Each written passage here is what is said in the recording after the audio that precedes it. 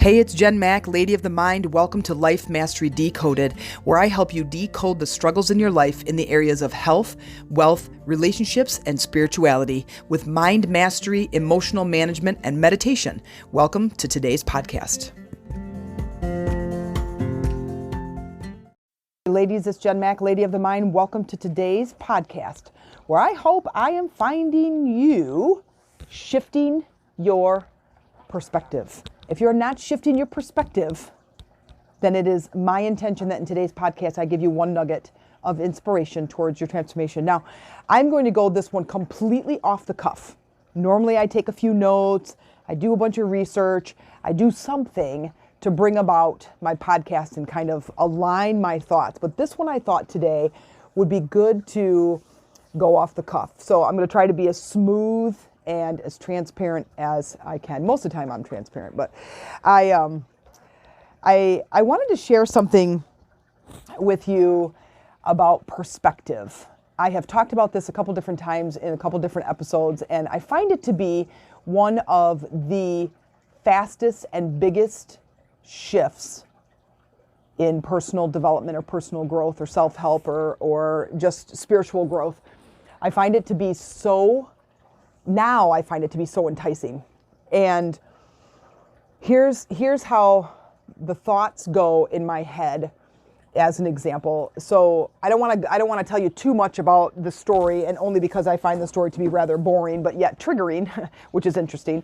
But if you are triggered by something, meaning there's something that somebody does or says that triggers a negative response in your body. Could trigger a good response, but in this case, we're talking about a negative response. So something that upsets you, something that makes you angry, something that makes you annoyed, okay?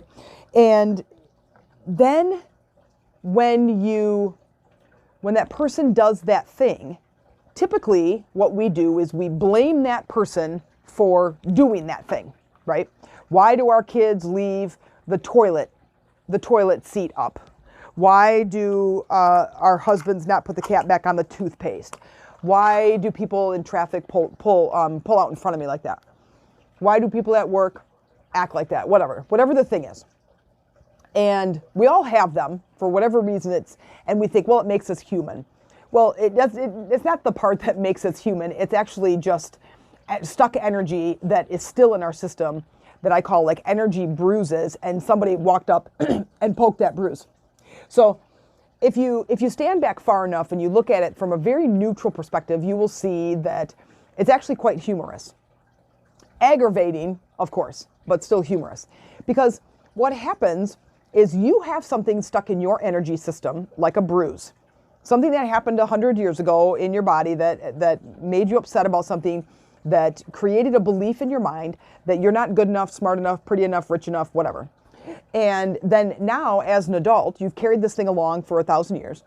And now as an adult, somebody does something, like pulls out in front of you in traffic. And you lay on the horn, give them the finger, and it completely ruins your day. And for the next 16 blocks, you are yelling about this person and how they have upset you and completely derailed your day. And they have zero idea that they've even upset you, most likely. Unless you're riding their bumper and flying in the bird and flashing your lights and honking your horn, then they probably have some idea that something is going on. But they didn't do it on purpose. It's just traffic, okay? But what happens is you go into this tailspin that is triggering that belief. I'm not good enough. I own the road. Somebody pulled in front of me. I'm not a good enough driver. How dare he pull in front of me when I'm trying to drive here? He created an unsafe situation, and how stupid was he to threaten my safety in that way? Here's a perspective. And with the perspective shift, we now can neutralize the trigger. So when somebody does something to you, what appears to be to you, you can stand back and say, okay, what is it about the situation that triggers this response? So here's an example. At work, we have a storage room that contains all of the things for the cabins. And if you've not listened to my podcast before, I have taken a part-time job Was going to be just for the summer, but I'm still there. And I needed to get out of my house and away from the computer and away from sitting in the four walls and get out and about. And it's just this lovely little resort. It's like 100 years old, not kidding. The cabins are still standing, a little bit of renovation here and there, but it's got a lot of character, and I really love the property. And I work very part-time, basically come and go. If you also listen to me, you know I have a high freedom need, and the hours are flexible. Basically, take a week off if you want, or come in if you want, or don't if you want, or whatever. So it's perfect for me. Anyway, we have this storage room that's right off the office, and it's all the stuff for either our little gift shop or for our cabin. So there's sheets and towels and blankets, and then there's coffee pots and silverware and stuff like that, and there's seasonal bins, you know, with all the decorations, and then there's the decorative pillows, and there's bins and boxes of stuff for the gift shop. And it's usually a dumping ground. It's usually just people walk in there, anybody, any of the housekeepers, any of the staff, you know, and running the office, they're come out of a cabin and they've got a can of paint because they just painted the counter, or they've got a hammer and some screws, or they've got a blanket that, you know, they're switching out with another blanket, and they just walk into this room and they basically find an empty shelf or an empty stool or an empty anything, and they just pile the stuff, whatever's in their hand, on this, in this room, in this space. And it's not very big. It's probably like a 17 by 12 or something. So it doesn't take long for it to be this very unorganized, disheveled, very terribly looking, drives me absolutely crazy space. And one of the other staff that's working there, she and I go round and round about, like, how come people can't just put stuff back where they get it? And we both are like in high agreement of this, right? Why can't you just put the stuff back where you find it? Why can't you just put the pillows over on the shelf that's marked pillows? Why are you putting them over here, you know, by the silverware that's for the cabins? So anyway, the last couple of weeks, we've just been going round and round, and like a team. So like we're in agreement about this, right? And we had a team meeting, and I was telling the staff, I'm like, I really love organizing. I love it. I love it, love it, love it. And I said, I take it upon myself to volunteer myself to clean that back room and organize it and throw away stuff we don't want, get rid of things, organize it, fold all those blankets, put everything nice and neat so we can get in there and we can use it like it's supposed to. And everybody loved the idea. They're like, oh my gosh, Jen, thank you so much. Let's go do that. So Friday, I spent literally the entire day nonstop in there, pulling stuff out, donating things, throwing stuff in the garbage, asking questions, do we need this, are we keeping this, whatever, and organizing the whole thing. And it looks fantastic right now, if I do say so myself. And I go in there today. That was Friday. I'm recording this, it's Tuesday. And the staff member that she and I were in very high agreement about this room, she goes in there and she's going to get a pillow to take to one of the cabins, and she's got something else in her hand. So she leaves this pillow there and she puts it over with the coffee pots. And I'm like, dude, what are you doing? And she's like, what do you mean? And I said, and she's leaving. So she takes it off the shelf where the pillows are, puts it over here by the coffee pots, starts to walk out of the door. And she's got room in her hand, but she didn't when she pulled it off, or she did pull off the shelf, but then she was looking for something else. Anyway, so I'm just like, dude, and she's leaving the room. And I'm like, where are you going? And she's like, I'm going back to the cabin. And I said, why is this pillow with the coffee pots? And she's like, because it's a reminder, I'm coming back to get it. Anyway, she launches into this big spiel defending her point of view. Basically, I can do anything I want, and you're not the boss of me. And it was just like this big holy moly response versus, oh my God, I can't even believe I did that. Holy moly, whatever. Because we're constantly joking about the disorganization of this room. My point to this is that once the tailspin stopped and the dust settled, and she was like launched into this big defensive stand, was yelling at me about it. And anyway, I ended up leaving, and I said, okay, I'm out. I'm not gonna stand here and you know, like, you're missing the point. Like, we were just here not 4 days ago completely complaining about this room, and then now I'm making a joke about this thing. And it's not about making the joke, it's just about her response. So I leave, and I'm driving home, and what I do now that's different than what I would have done before, knowing about energy work and triggers. What I would have done before is, oh my God, she's such a beep, and I can't believe I'm still working in this beep, and why do I put up with this beep? Anyway, and that's what I would have done. I can't believe she would do that. Why is she doing that? She knows how much it irritates me. She just wants to irritate me, going on and on. And I'm sure some of you do that. But what happens now is in the ride home, I'm thinking, what is it about that triggered the response in me? What is it about that scenario? So what I do in the scene that's in my head, I push pause and I stand back and I look at the scene and I say, okay, so we're in this room. She does this thing. What is it about that thing? Like, do I need to control everybody? I'm like, no, it wasn't that. Is it because she, as I'm analyzing it, I go all the way to the bottom to say, what happened is that she went back on her word. And I don't like it when people are not living up to their integrity.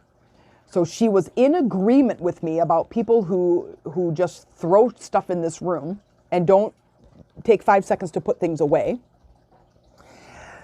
That she was in such agreement, and here she's that person. So then I go, okay, well, now if it's the thing about her not being in integrity, then what does that mean for me? Where am I not being a woman of integrity? Now, I'm going to pause right here because this is really, really deep work. This is really deep work because if I were to go to work and talk to her about this, she would be like, you're wrong, Jen. You're wrong. Like, I didn't do that, and I am living a woman of integrity, and then she just kind of changes the story to suit her. She is not in a place of spiritual growth. She is not even in a place of personal growth. And so she's very difficult and stubborn to work with at times. This was one of those times. So now what I do and what I understand is that if I have a perspective shift that now allows me to be a little bit more patient, because these triggers that show up are not the person. It is a trigger in me. So I'm being, remember, the energy that is flowing through me is being reflected back to me. So I am being shown constantly through other people's behavior what my triggers are. So it allows me to look at them and to analyze them and say, do I want to look at this and see where I'm being triggered, how I'm being triggered, and then what I can do about it. And if you want some rapid personal growth, this is a really strong way to do that. Now, what do you do going forward? This is the hard part. It's a lot of journaling. When I first started looking at perspective shifts, it was a ton of journaling. And what's the benefit of this? Like, why would I do this work, Jen? So then other people aren't pissing me off? Yes, that is certainly part of it. Where there's other people in your life where they do things and you just go about your business. It doesn't make you spiral. So that is very relaxing and very, it's just this, I just really love it. I just love knowing that I can release these triggers and I can flip to the other side and go, oh, that thing doesn't bother me anymore. So there's a benefit of it, just kind of creates this inner peace. Traffic doesn't bother me anymore. Some of the things that the boys do or leave behind, or, they leave a mess in the bathroom. I mean, it looks like a tornado was in the bathroom. And I'm like, all you guys did was brush your teeth, and the rugs are all upturned and the seats up on the toilet and there's toothpaste everywhere and the towels on the floor. And I'm like, oh my God, like, what did you guys possibly do in here when you're just asked to stand at the sink and brush your teeth, right? But it doesn't bother me anymore because I've been working with all of those things that trigger you. And I think really the only reason to have kids is to pull out the triggers of your childhood, because that's totally what this parental experience has done for me. So now knowing that this is something that it's going to elevate my personal growth, my spiritual growth because I'm understanding how energy works. I'm also able to release these energy blocks as soon as they show up. So by the time I got home, I can work on that energy block, because it took me a while to get to the bottom of it, of what is really bothering me. And then as soon as it showed up, I was getting bothered. I could feel the emotion, and I'm like, that's it. It's because she is not living up to her integrity. Because just last week, we were complaining together about this, and now she's part of the problem. So she's complaining about it, but yet she's doing it. She's obviously being lazy in her putting that thing away, right? Obviously. But what it is I'm being triggered by her behavior. So once I am able to stop and pause on the scene and get to the bottom of it, I can start to release the trigger. I can start to stand back and go, where am I not being a person of integrity? Once I get that, I can start to release the trigger from it. And then I can say, and start to journal about, where is this trigger? Where is this showing up in my life where I need to step into my authenticity? Is there a place in my life where I am not being truthful or honest, even with myself? Where is that not happening? And that's when the real spiritual growth starts taking shape. Because once I can pinpoint that, then I can start applying new tools that I've learned, and I can really start growing. Things start shifting rapidly. And it's a lot of fun to do this. You can stand back and go, okay. As much as I want to stand here with a glass of wine and completely complain about this person at work, what is really the trigger? Because if you listen to number 3 in the very first episode, is stop throwing dog poop. If I continue to complain about her, basically complain about this trigger, it's just going to continue showing me where this trigger is in different forms. When I'm able to release it, now it can stop showing up. Do you remember hearing the old adage that says the lesson will continue until the lesson is learned? Well, folks, if you are standing back and you are getting the same, like this certain thing, this behavior continues to annoy you, that is the spirit, the universe, God telling you this needs to be cleared in order for you to have massive amounts of growth. If this is something that you would love some help with or love some support, please check out my Facebook group, Lady Rising. When you come into the group, you're going to be asked a couple of membership questions. Just simply say where you heard about the group is Jen's podcast. Here, we do monthly calls where we do 2 or 3 calls, and we're able to support one another as we elevate.